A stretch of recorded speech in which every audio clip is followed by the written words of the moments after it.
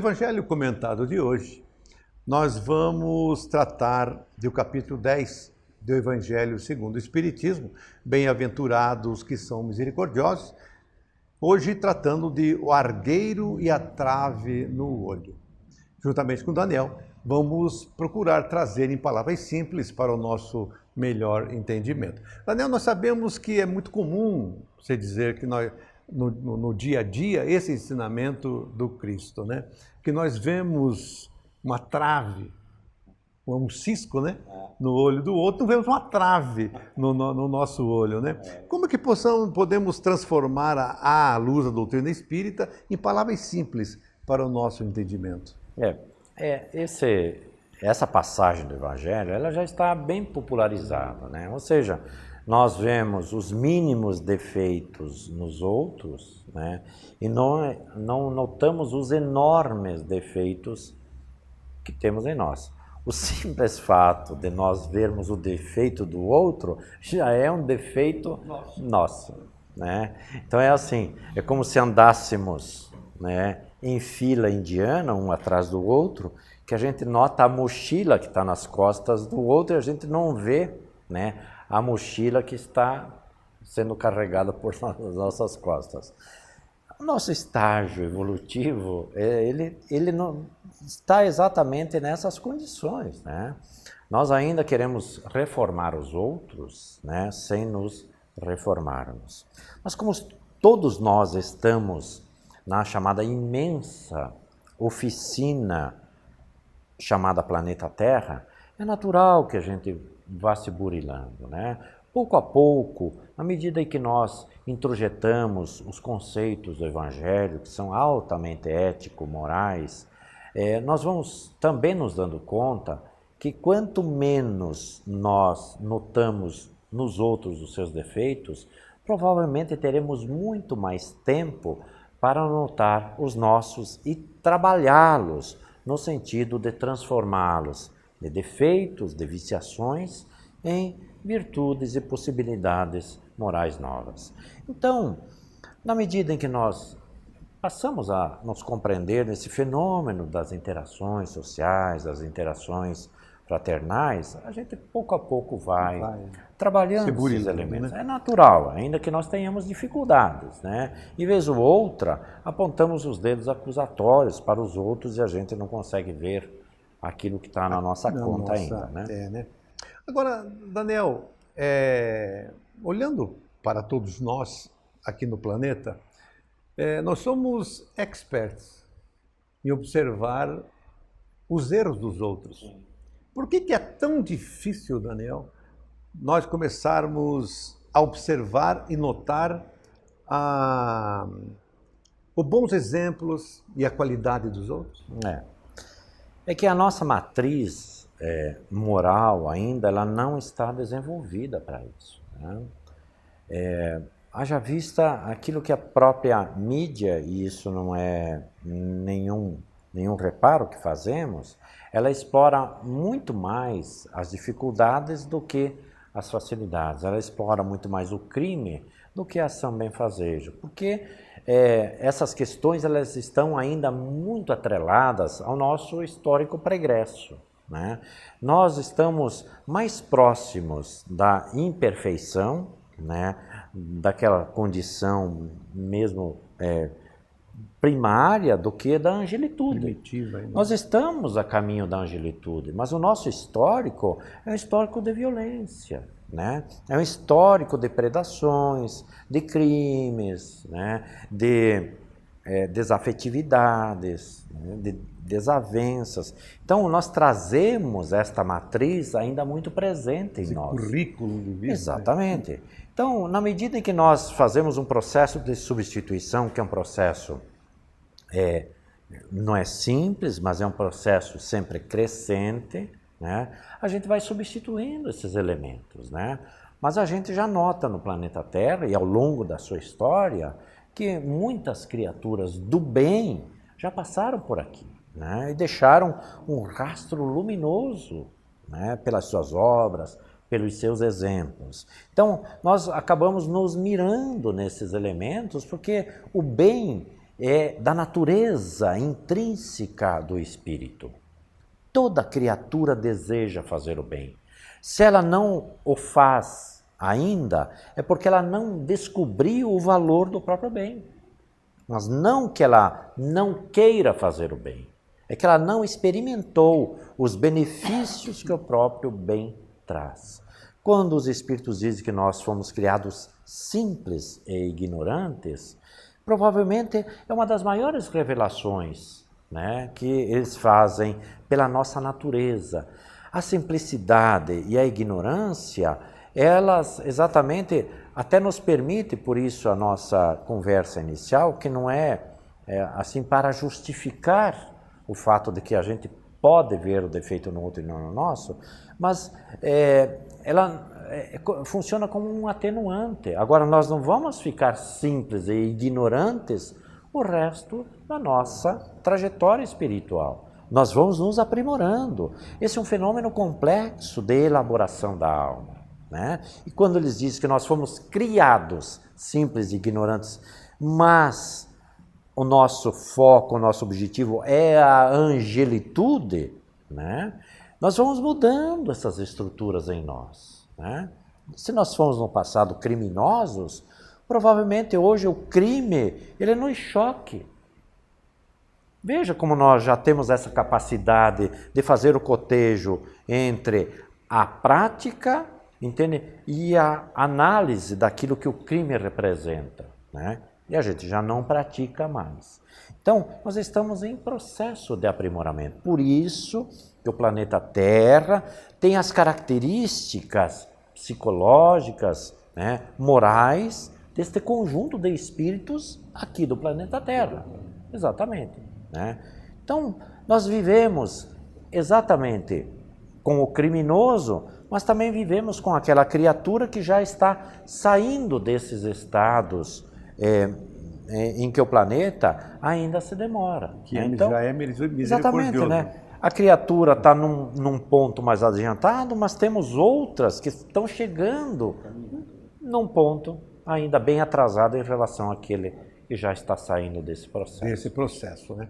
Agora, Daniel, na visão ou à luz da doutrina espírita, qual seria a fórmula, assim, Daniel, que você podia nos trazer para que nós pudéssemos nos sensibilizar, para que possamos começar a observar a alegria no outro, o bem-estar do outro e principalmente as coisas boas que ele nos oferece, que muitas vezes nós passamos de longe e não enxergamos. Quando Jesus fala assim, façais aos outros o que querias que vos faça, ele já dá exatamente a dinâmica das relações, né? Se a gente quer ser notado nas nossas virtudes, na nossa capacidade da prática do bem, ainda que isso não precise ser alardeado para ninguém, mas quando uma criatura pratica o bem, ela estimula também os outros a praticar, né? Está aí a dinâmica do processo, né? Perceber no outro que ele já tem capacidade de fazer algumas coisas no campo do bem, para que ele também nos perceba que nós também temos essa capacidade, né? Porque o bem ele é contagiante, ele é um processo que não é passivo, né? Ele é um processo ativo, né? Quando as criaturas se juntam, né, para um objetivo comum, olha a força que se ganha nisso, né? Então, nesse aspecto, a gente vai pouco a pouco contagiando as outras criaturas também. E o bem, diz André Luiz, ele tem força por si só, né? Então, na medida em que nós o praticamos, é natural que ele também reverbera no meio, em nós mesmos, fazendo com que outras pessoas também sejam estimuladas. Do exemplo que edifica, né? Perfeitamente. Que nem Daniel, que o próprio Gandhi, né, já nos falava de que ele dizia que seja a transformação que você quer do mundo. Perfeitamente, seja então, você mesmo. Nós é que temos que começar a dar o exemplo. Perfeitamente. Né? Não adianta o discurso do faça, entende? E eu me nego Exato. a fazer. E para que nós possamos transformar o mundo, temos que primeiro nos transformar. E os ensinamentos de Jesus estão exatamente aí, para nos auxiliar a nos transformar, para que possamos ter uma outra visão de vida, uma outra visão das pessoas que nos cercam. E começarmos, através de hoje, nós começarmos a olhar a nossa família e ver de quanta coisa boa elas têm para nos oferecer. Então, que abramos os olhos para poder ver, como dizia Jesus. O Espiritismo, em palavras simples, volta já já.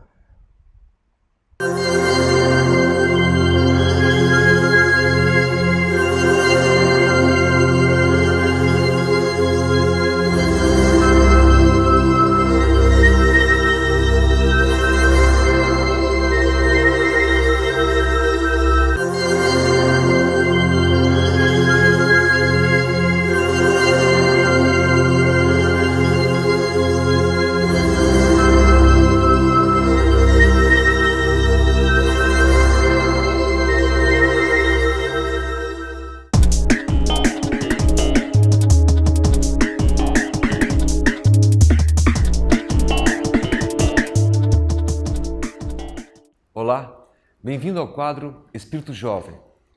Vamos discutir um novo conjunto de hábitos de uma nova era para uma nova sociedade. Vamos falar hoje de uma questão que, para nós, pessoalmente, é a principal questão de toda a obra kardeciana, a questão 932 de O Livro dos Espíritos. Kardec pergunta: por que no mundo tão a miúde a influência dos maus sobrepuja a dos bons? Resposta dos Espíritos: por fraqueza destes. Os maus são intrigantes e audaciosos. Os bons são tímidos. Quando estes o quiserem, preponderarão. Vejam que os Espíritos foram taxativos. Por fraqueza destes. Os maus são audaciosos. Os bons são tímidos. Quando estes quiserem, eles teriam maioria, teriam mais força. Mas vamos refletir um pouco, portanto, em cima ou nessa resposta. Nós sabemos, por inúmeras provas empíricas, quando acontece conosco em cada um de nós. E já hoje a ciência também, estudando uma série de fatores, entendendo o seguinte: a situação de convivência na sociedade, a legislação ou as novas legislações que vão aparecendo nessas novas sociedades. Uma nova maneira de encarar o modelo capitalista de vida. Uma nova maneira que as empresas vêm encontrando de se trabalhar. Novas formas jurídicas, novos modelos sociais, novos modelos educacionais. São inúmeras as formas, são inúmeros os exemplos que nos levam a crer, taxativamente, que o mundo caminha numa direção segura, única. Uma evolução que se dá de tal maneira que o objetivo maior é o equilíbrio da sociedade. Portanto, fazer o bem não é mais um assunto da religião, agora é um assunto da ciência.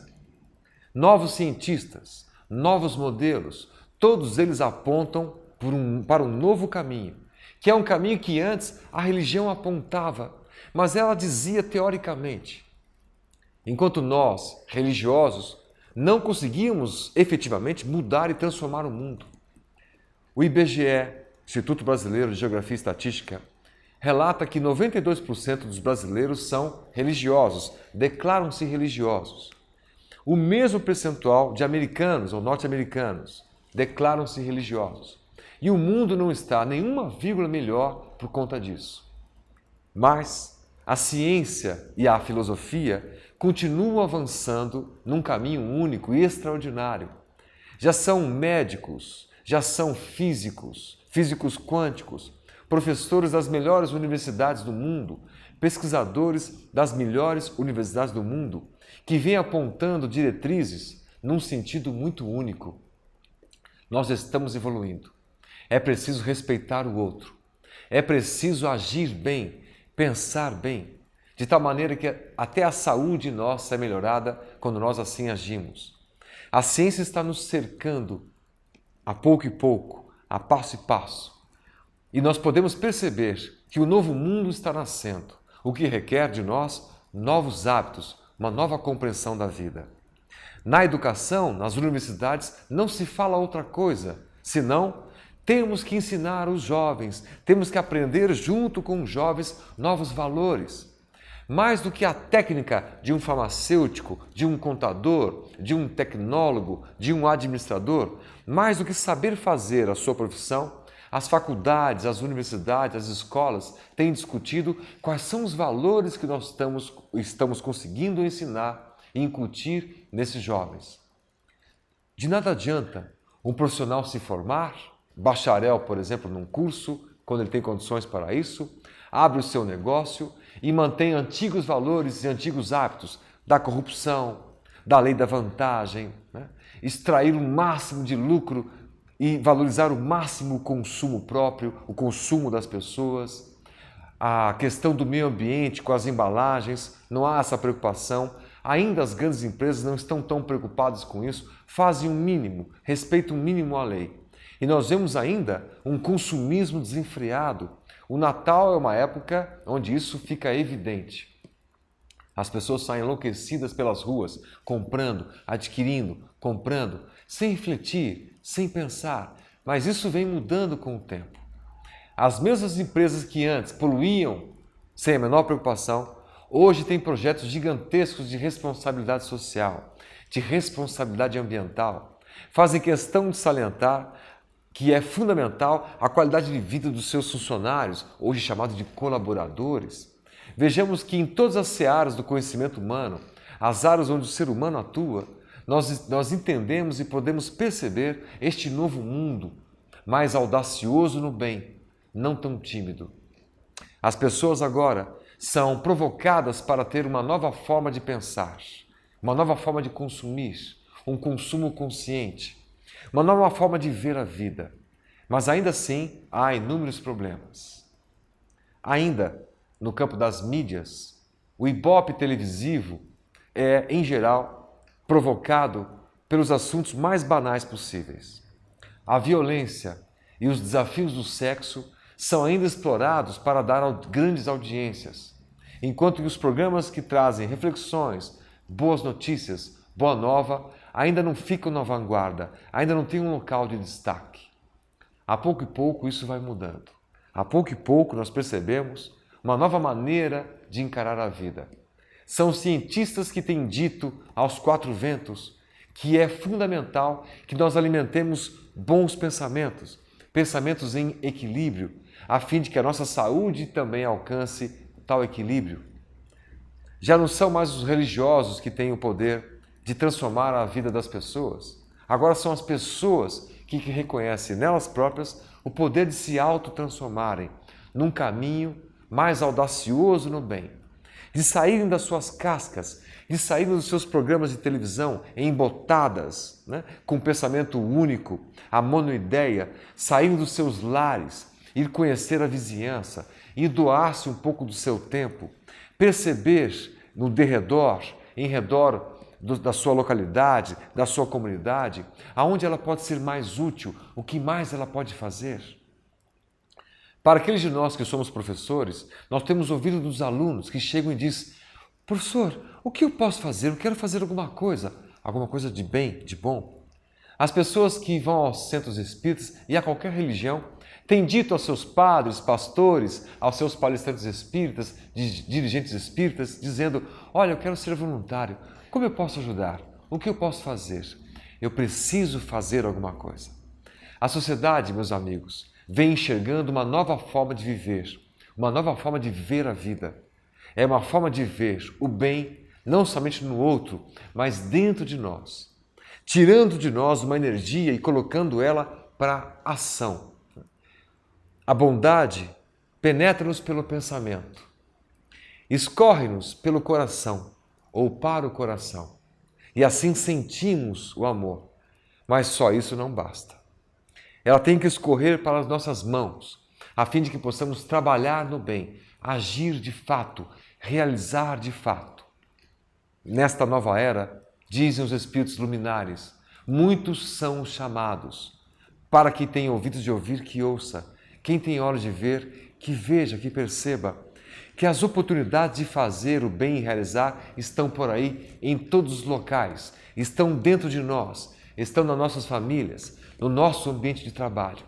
Assim, pois, conhecer as pessoas todas, das mais simples às mais discretas, saber o nome, dar atenção, ouvir as histórias, levar uma palavra consoladora, levar algo que ela possa de material ser muito útil, o agasalho, e o agasalho fraterno do abraço, do olhar carinhoso.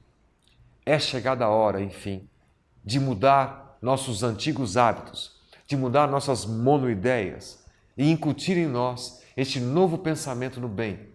É hora de deixarmos a timidez de lado, como diz a questão 932. É hora dos bons serem mais audaciosos, juntarem forças e fazerem deste mundo um mundo melhor. E todo dia, e a cada dia, um mundo melhor a partir da melhora de nós próprios. A reforma íntima que os espíritas tanto conclamam.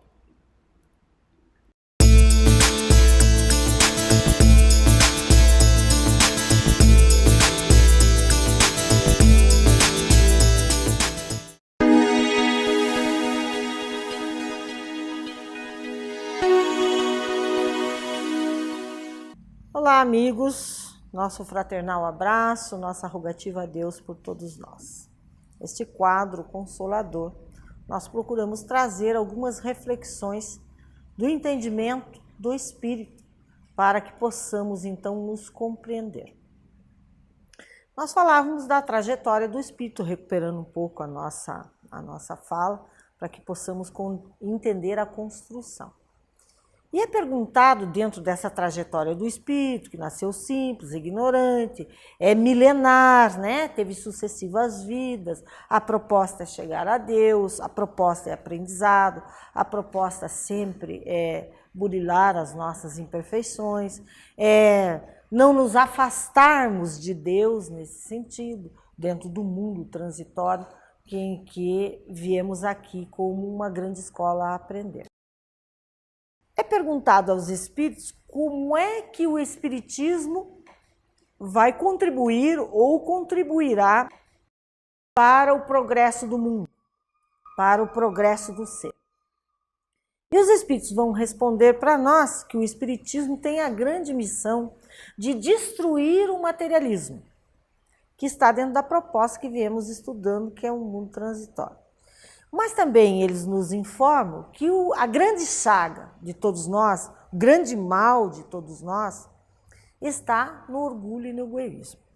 E existe uma questão mais específica em que o codificador da doutrina espírita, Allan Kardec, assim conhecido, pergunta aos espíritos qual é o mais radical de todos os nossos vícios. E eles vêm nos respondendo que é o egoísmo.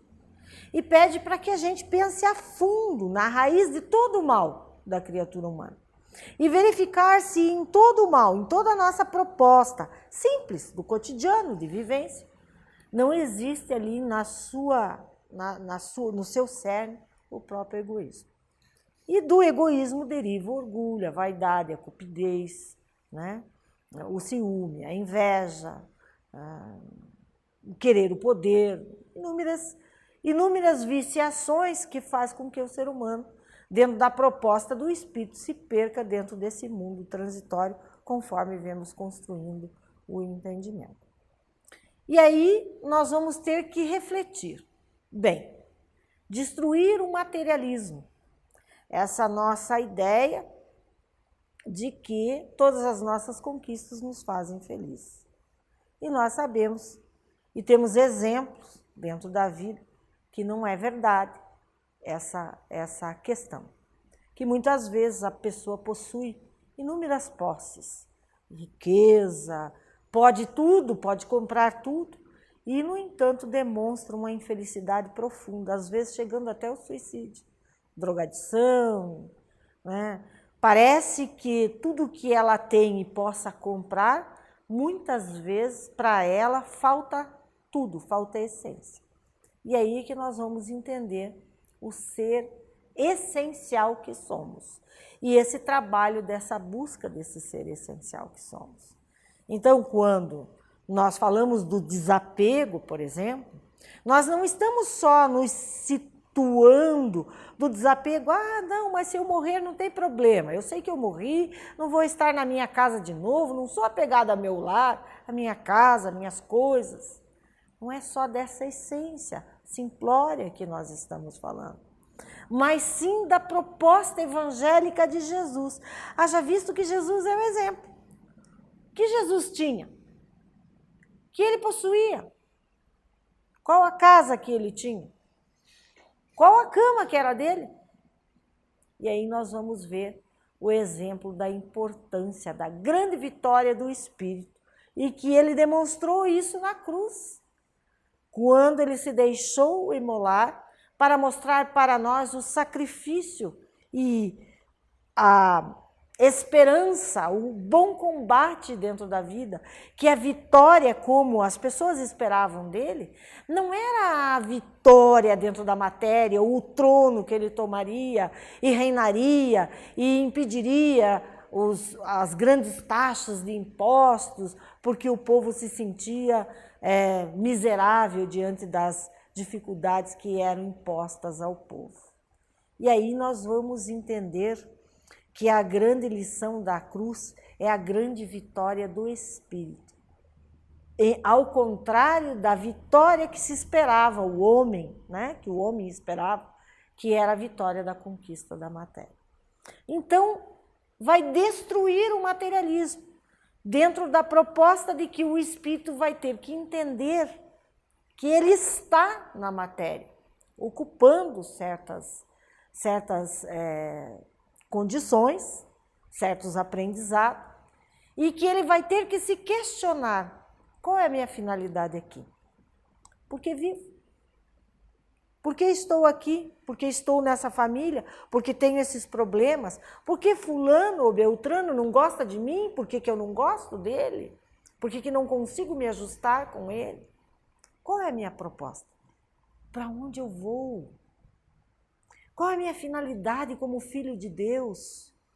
Qual é a minha essência? O que se salva de mim? Então, destruir o materialismo e ter esse entendimento do Espírito que caminha para Deus. E o grande mal, trabalhar o egoísmo.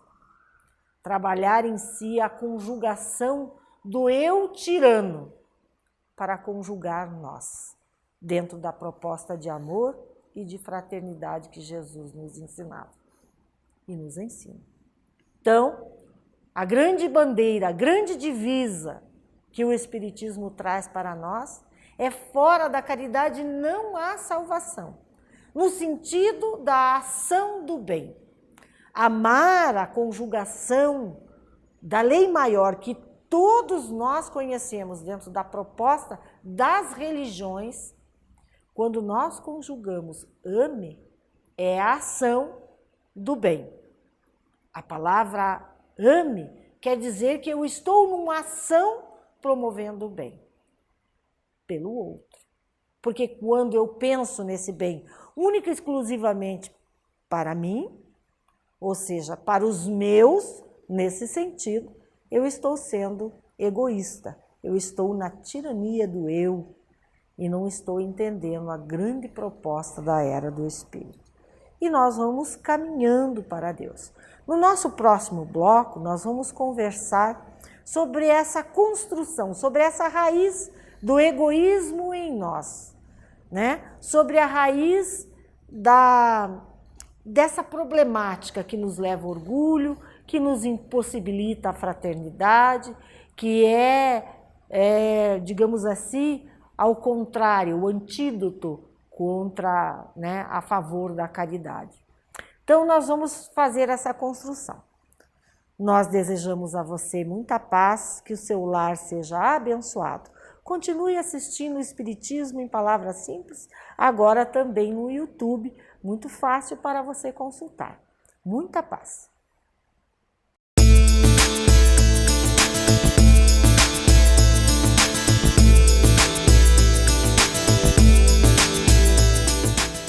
Prezado amigo telespectador, estamos de volta com o quadro No Entorno da Mediunidade. No programa anterior, eu comentei sobre a depressão, bem por cima, naturalmente, e o fato de que estamos sujeitos à ação de entidades que se afinizam com os nossos pensamentos. Assim, nos quadros depressivos, o doente normalmente foca nos aspectos negativos da sua condição de vida e de tudo que o cerca. Retomo hoje uma conversa sobre a obsessão, porque nos casos de depressão a pessoa fica muito vulnerável a esse tipo de ação espiritual. Na obra A Gênese, que é a última de Kardec, ele destaca a obsessão com a seguinte definição: chama-se obsessão a ação persistente que um espírito mau exerce sobre o indivíduo.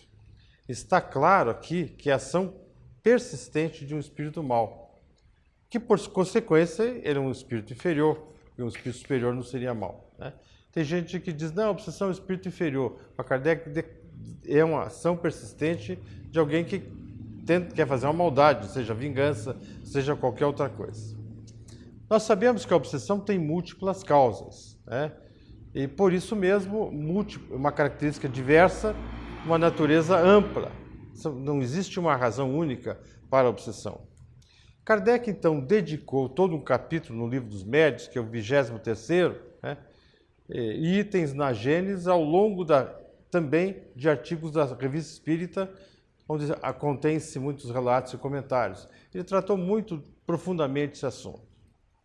O assunto também foi abordado por outros autores importantes, eu vou destacar algum deles aqui: Hermínio Miranda, a Sueli Caldas Schubert, o Luiz Gonzaga Pinheiro, lá do Ceará, assim como os autores espirituais, através da mediunidade do Chico, por exemplo, André Luiz, Manuel Filomeno de Miranda, pelo Divaldo, Charles, pela nossa Ivone Pereira, e tantos outros que trataram desses assuntos de uma forma profunda, abordando a questão. A abordagem inicial feita por Kardec dá ênfase nos escolhos da obsessão para os médiuns. Ele, como o assunto é contido no livro dos médiuns, ele dá uma focalizada naquilo que acontece na vida dos médiuns. Mas se a gente levar em consideração que todos nós somos médiuns em grau mais ou menos elevado, ou seja, estamos sujeitos à influenciação dos espíritos, e não necessariamente para sermos agentes de meio de comunicação de uma reunião mediúnica qualquer, mas sim na nossa vida de relação, a obsessão também, ela funcionaria da mesma forma, dentro do mesmo processo, do que um médium especificamente. Uma pergunta comum que nós todos fazemos, sempre para nós, que estamos sujeitos a uma obsessão, a um processo obsessivo, por que eu? Por que isso acontece comigo? O que fiz para ser vítima desse algoz? As razões pelas quais o espírito nos persegue, não nos deixa em paz, atua junto aos familiares, tenta nos dominar ao ponto de, em alguns casos, chegar a esse domínio, são muitas, são diversas. Porque a gente tem que levar em consideração que nós não temos uma existência única, nós temos muitas vidas. Esta é uma delas, da nossa história como espírito.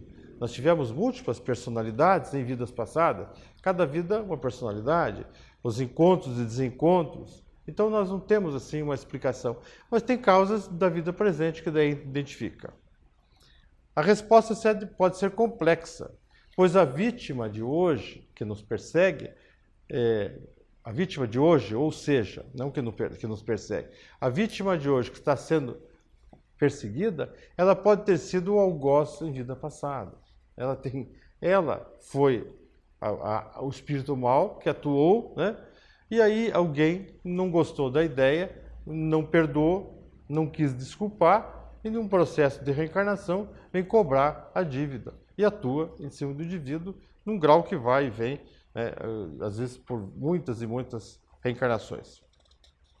Para entender melhor esse assunto no campo da mediunidade mesmo, Kardec classificou a obsessão de 3 formas: a obsessão simples, a obsessão pelo processo de fascinação e a obsessão por subjugação. Mais tarde, Kardec também trata do assunto lá na Gênesis, já mais avante, trazendo de volta o termo da possessão, mas nós não vamos entrar nesse detalhe.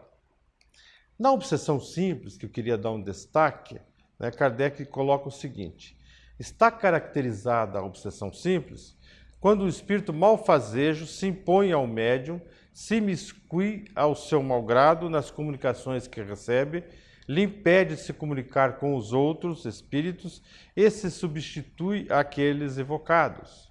No tempo de Kardec se fazia muita evocação, chamava-se, e o indivíduo se intrometia, atrapalhava, se miscuía, prendia o indivíduo. Imagine você, médium, não está na sessão mediúnica, mas está na vida de relação, e alguém se miscuindo, atrapalhando, e você, como tem essa alta sensibilidade, você fica sujeito a essas influenciações que são difíceis, que te atrapalham a caminhada. Nem todas as tentativas de enganar o médium podem ser consideradas no campo da obsessão. Existem aqueles embusteiros, brincalhões, que vêm, que querem se divertir e atrapalham. O que mesmo caracteriza a obsessão simples é a persistência, é a tenacidade que o obsessor demonstra para obter, para alcançar o seu propósito. Então ele insiste, ele insiste, ele insiste. Eu usei uma metáfora dizendo assim, que parece a mosca de cavalo, né? Ela vem, o cavalo bate o rabo, a mosca sai. O cavalo bate o rabo, a mosca sai. Ele descansa, ela volta, ele bate de novo. Quer dizer, o indivíduo está ali, persistindo, incomodando. Uma característica também marcante da obsessão simples é que o espírito deixa evidente sua intenção. Ou seja, o médium sabe que está sob essa influência. Diferente da fascinação, que nós não vamos conversar hoje, mas que o indivíduo usa de um artifício para envolver o indivíduo como se fosse o melhor amigo, né? Depois envolvido ele dá o golpe. Sabendo que se está sob influência, pode procurar se defender e tentar sair do processo obsessivo por conta própria. Então, aquele que sabe que está, se defende, mas muitos não se defendem. Quando vê, são envolvidos e perde o controle. Vamos voltar à nossa conversa, que nós já falamos no programa anterior, sobre a depressão e a mediunidade. O médium em depressão, ele fica vulnerável à ação obsessiva, porque ele está muito negativo. Como é que ele vai reagir? Então, ele é mais sensível, ele não tem como reagir. Normalmente pessimista e com dificuldades para manter pensamentos positivos em faixas vibratórias elevadas, ele vai abrindo um canal de comunicação mental com as faixas anteriores. Esse mundo é uma droga, a minha vida não vale nada, esse negócio tá, o meu trabalho não serve, não presta, o que eu estou fazendo, e aquilo vem, e as entidades ali, é isso mesmo, tá. Acho que eu vou arrancar minha vida, que não tem graça, É isso mesmo, vá em frente, vá. E como ele está com o canal aberto, se ele parasse, tivesse naquele momento do oásis, refrescante, parasse, opa, o que eu estou fazendo? Na beira do precipício, ele pisa no degrau, opa, o que eu estou fazendo? Corta o pensamento instantaneamente. Ao fazer isso, você bloqueia. Muda de estação. Você está ouvindo uma rádio chata, você não muda o dial. Aperta o botão, hoje é tudo digital, Faz uma escolha. Quero outra frequência, porque essa não serve. Muitas vezes, as construções mentais são de um pessimismo tão acentuado, criam barreiras e dificultam o indivíduo reagir mesmo para mudar de faixa. Daí a necessidade de terapias psicológicas e espirituais para ajudá-lo a sair do estado crítico. As terapias psicológicas são importantes, a psiquiatria, o terapeuta, o psicólogo, para ajudar o indivíduo a se aprumar, o medicamento para estabilizar, mas se ele está em processo depressivo, ele tem que pensar na ideia, também de influência espiritual. Então tem que entender, tem que buscar. Então, amigo telespectador, se você está depressivo ou vive uma situação no ambiente de seu lar, trabalho, círculo familiar, de amigos, assim por diante, busque entender mais sobre a obsessão no processo depressivo. Pela perspectiva da doutrina espírita, você terá uma ajuda importante para compreender e encontrar muitas respostas que lhe ajudarão na busca da cura do equilíbrio. Pense sobre isso. Por hora nós ficamos por aqui. Eu recomendo que continue ligado nesse programa, todas as semanas, porque é sempre uma escolha muito saudável para a sua vida. Tchau.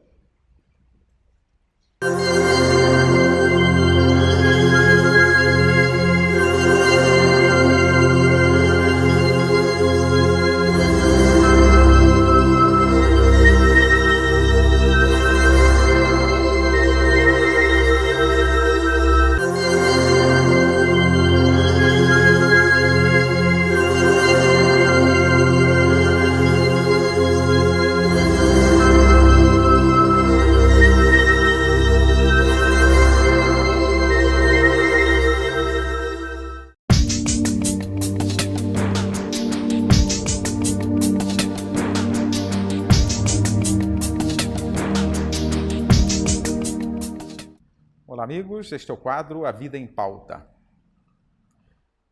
Contam-nos alguns historiadores, algumas, talvez lenda, que um diplomata vinculado à ONU, certa feita, resolveu fazer uma reunião com alguns dos seus colaboradores na sua residência. Mas ele estava só com um filho de 5 anos. Quando estava providenciando a reunião, disse o filho para ele ir brincar. Mas o filho estava sozinho. Então o filho vinha a todo instante pedindo que o pai fosse brincar com ele. E atrapalhava, por certo, a reunião. O pai tentou achar uma solução para este impasse. Resolveu dar uma tarefa para o filho. Pegou uma revista que estava em sua mesa com o mapa mundi. Cortou em vários pedaços e disse para o filho: quando você montar este mapa, eu vou brincar com você. Eu paro a reunião e vou brincar com você. O filho saiu alegre porque recebera uma tarefa do pai e depois teria a oportunidade de brincar com o pai. Teria a atenção do pai. E as crianças, né, em todas as idades, às vezes com 20 anos ou mais, exigem atenção. Imagina com 5. Exigem a nossa atenção, exigem a atenção dos pais. Todos nós precisamos de atenção. Então a criança saiu para resolver o quebra-cabeça, montar o mapa mundi recortado pelo pai. E assim que ele saiu, o pai disse: não volta mais. A tarefa é quase impossível, porque ficou muito recortado. E começaram a reunião. Por volta de 8 a 10 minutos depois, a criança voltou com o mapa montado. O pai e os seus colaboradores ficaram curiosos. Como é que a criança conseguiu montar o mapa com tanta rapidez? Um adulto talvez não conseguisse. Aí a criança informa o pai que no lado oposto ao mapa tinha a figura de um homem. E ele achou mais fácil montar o homem. Pensemos nisso. Essa história, ela nos convida a uma reflexão mais profunda. Precisamos nos reconstruir enquanto seres humanos. Precisamos aprofundar a nós mesmos, construir a nós mesmos através dos valores. E para isso precisamos entrar na nossa intimidade, refletirmos as nossas ações, as nossas atitudes a cada dia, a cada instante. Então precisamos desesfacelar e remontar, reconstruir este homem que está desmontado, perdido pelas suas imperfeições, pelos poucos valores que ele detém ainda, pelas suas imperfeições, pelo orgulho que ainda predomina, pelo egoísmo que está ainda tomando conta da sua vida. Se nós analisarmos um pouquinho as nossas vidas, as nossas ações, aquilo que vivemos, aquilo que se apresenta diante de nós nas nossas vidas, as experiências as mais variadas, os nossos sofrimentos têm origem principalmente no nosso egoísmo. Desdobra-se com o nosso orgulho, aumenta e amplia-se com o nosso orgulho, e aí por todas as nossas mazelas, por todas as nossas imperfeições, vaidade, intolerância, impaciência. Mas se analisarmos com carinho, tudo isso provém do orgulho. Estamos desmontados interiormente por causa das nossas imperfeições. Então, a exemplo da criança que monta e reconstrói o mundo a partir do homem, queremos um mundo melhor. Queremos um mundo de paz, de tranquilidade, onde a vida seja mais agradável, mais salutar. para montar este mundo, precisamos montar o homem. O indivíduo, cada um fazer a sua parte e se reorganizar. Por isso estamos em conjunto, uns auxiliando os outros, vivendo em sociedade, para que possamos trabalhar em nós mesmos esta reconstrução do mundo, reconstruindo o homem que está, podemos dizer assim, desmontado, destruído por estas imperfeições. Podemos pensar, por que vivemos assim? Você já parou para pensar por que vivemos assim? É por causa do modo que conduzimos as nossas vidas. Os tormentos que vivemos estão bons? A nossa vida está tranquila? Estamos vivendo tranquilidade? Estamos vivendo pacificamente, harmonicamente? Como é que estamos vivendo? Se não estamos satisfeitos, por que não estamos satisfeitos? Aí temos que pensar, e eu reporto a ajuda de Bezerra de Menezes, espírito, através da psicofonia de Divaldo Pereira Franco, numa das conferências trazidas por Divaldo. Ao encerrar a conferência, Divaldo recebeu mediunicamente, psicofonicamente, uma mensagem de Bezerra de Menezes, como rotineiramente ocorre nas conferências maravilhosas que Divaldo nos traz.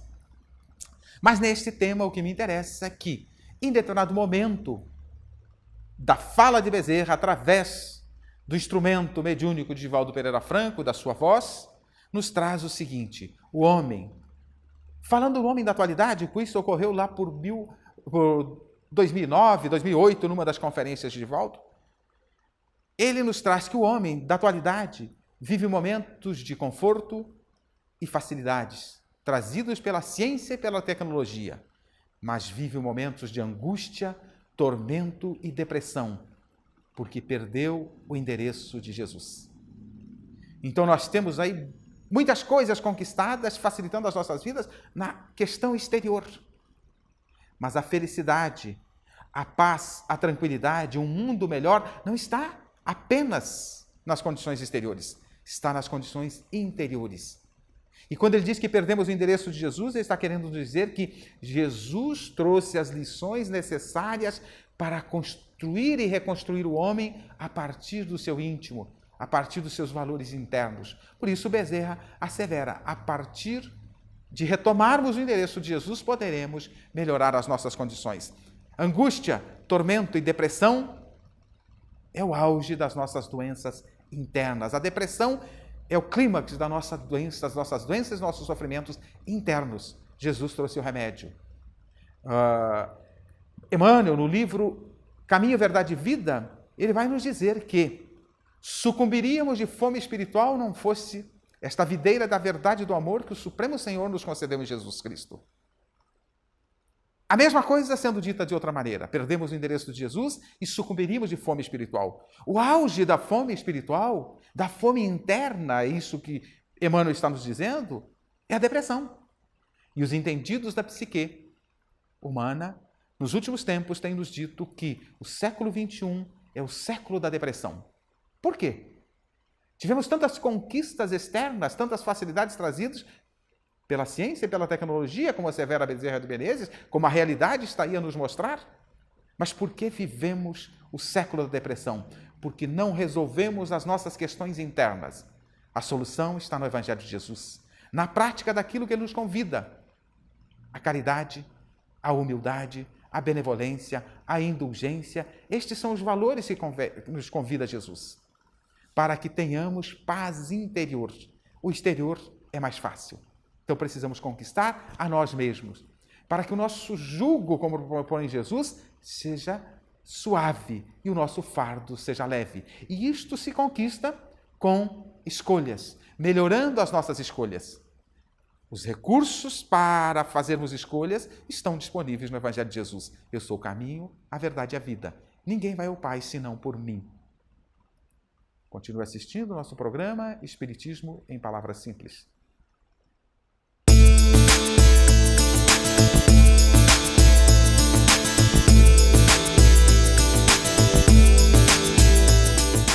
O inesquecível benfeitor Emmanuel, pelas mãos mágicas e disciplinadas de Chico Xavier, nessa obra inesquecível de uma beleza histórica fantástica, chamada A Caminho da Luz, nos diz que há muitos milênios atrás, milhões de espíritos foram emigrados do sistema de Capela da constelação de Cocheiro e vieram para a Terra com a aquiescência, com a autorização de nosso Senhor Jesus Cristo. Vieram para cá exatamente porque estavam dificultando a evolução socioespiritual do planeta em que eles viviam. Daí porque então perderam aquele paraíso e vieram para o nosso planeta há cerca de 30, 40 mil anos atrás, onde tudo estava por fazer. Mas Jesus, na sua imensa, inesgotável misericórdia, prometeu a esses milhões de espíritos, nas esferas mais próximas da Terra, que ele próprio, um dia, quando surgisse um momento, ele se corporificaria entre nós para trazer-nos o seu evangelho de libertação espiritual. Ele viria nos trazer o remédio para os males de nossas almas. E nós vamos percebendo ao longo da história que o Cristo foi preparando o terreno para esse fato fantástico da sua vinda, da sua estada entre nós.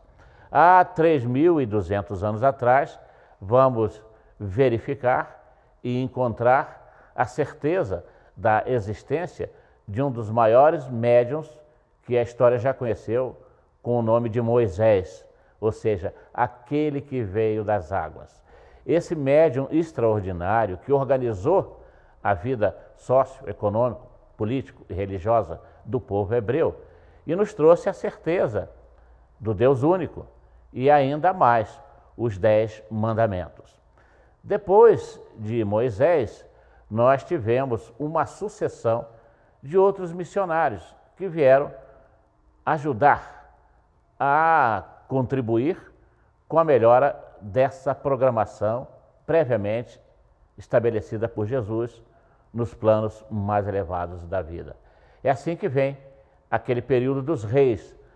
Surgem Davi, Salomão, Saul, e então nós vamos perceber, segundo o Antigo Testamento, a vinda de um número expressivo de profetas, profetas notáveis, que anteciparam fatos, principalmente com relação à vinda do Messias, o príncipe da luz, como também nós o conhecemos. E lá estão nomes fantásticos como Jeremias, Daniel, Miqueias, Malaquias, Zacarias, e entre eles, para mim, pessoalmente, e para muitos outros estudiosos, a presença de Isaías é marcante, é extraordinária, quando ele nos descreve o Senhor Jesus em tons quase que poéticos. Eis que levantar-se-á como se fosse um arbusto verde na ingratidão de um solo árido. Caminhará vergado sob o peso de muitas dores, sob o peso das maldades humanas, mas não proferirá um único lamento, uma única queixa, não acusará ninguém. Deixar-se-á levar para o matadouro como se fosse uma mansa ovelha do aprisco divino. E Isaías prossegue afirmando que quando ele morresse por amor à causa nobre que trouxera, os interesses de Deus em suas mãos prosperariam. E efetivamente foi isso que aconteceu. Após o decesso, após o retorno de Jesus às planuras celestiais, de onde um dia ele viera e se corporificara para abraçar a nossa indigência, nós começamos a perceber como a própria história nos traz um progresso impressionante naquele período. A Pax Romana, com vultos extraordinários, como Otávio, o imperador, que promoveu tanto progresso para aquela comunidade, a presença de Tito Livio, de Mecenas, de Ovídio, nós vemos o surgimento de muitas casas notáveis, confortáveis, casas populares, jardins, templos, termas, enfim, tudo o que precisava para que Jesus então se manifestasse entre os homens. Isso efetivamente aconteceu por quê? Porque, segundo André Luiz nos diz, na obra também psicografada por Chico Xavier, Mecanismos da Mediunidade, que um número incontável de grandes benfeitores, que para os religiosos irmãos seriam os anjos, se aproximaram da Terra. E ao se aproximarem da Terra, eles abraçaram com o imenso amor coletivo que eles nos trouxeram as nossas angústias, as nossas necessidades. Por isso é que se deu todo esse progresso. O que é impressionante, e a história nos fala, que naquele período existiam cerca de 3 milhões de escravos no Império Romano. E todos, de alguma maneira, silenciaram os seus clamores. Não fizeram mais revoltas, não se insurgiram contra os seus senhores. Por quê? Porque eles ouviam dizer que estava para chegar à terra o Messias prometido, aquele Senhor da vida, o Filho dileto de Deus, que viria consolar os seus corações. E Jesus, então, se materializa entre os homens. E nós vamos encontrá-lo já nas primeiras manifestações públicas, a começar lá nas bodas de Caná, na Galiléia distante, mas que era o palco preferido para as suas manifestações, para os seus ensinamentos. Foi lá que ele nos trouxe essa página inolvidável, certamente a mais bonita de toda a história da cristandade, que é o Sermão do Monte ou o Sermão da Montanha. Quando ele foi para Jerusalém, para o sul da Palestina, mais precisamente na Judéia, ele vai até o Rio Jordão para encontrar-se com João Batista, que nós conhecemos como o precursor do cristianismo. Ele que, segundo Jesus, fora, entre os homens, naquele período, o maior de todos que houveram nascido de mulher. E então Jesus aparece a João Batista, que na sua capacidade mediúnica percebe que estava diante dele, do Cristo, do Salvador da humanidade. E o Batista então se emociona e diz: mas Senhor, como você me pede para te batizar? Porque não sou eu digno sequer de desatar-lhe as sandálias. Mas Jesus o concita a cumprir com as suas obrigações. E o Batista depois saía a proclamar que ele batizava os homens com água, mas viria aquele que nos batizaria com o fogo, mas com o fogo do Espírito. Vejam, meus irmãos, Jesus tudo podia. Podia ter sido o mais notável dos generais, o mais poderoso de todos eles. Poderia ter sido um rei dos mais fortalecidos pelo poder. Podia ter sido um príncipe multimilionário, mas ele preferiu dar um testemunho de humildade, começando a sua epopeia nascendo na humildade da manjedoura. Bastaram apenas 3 anos,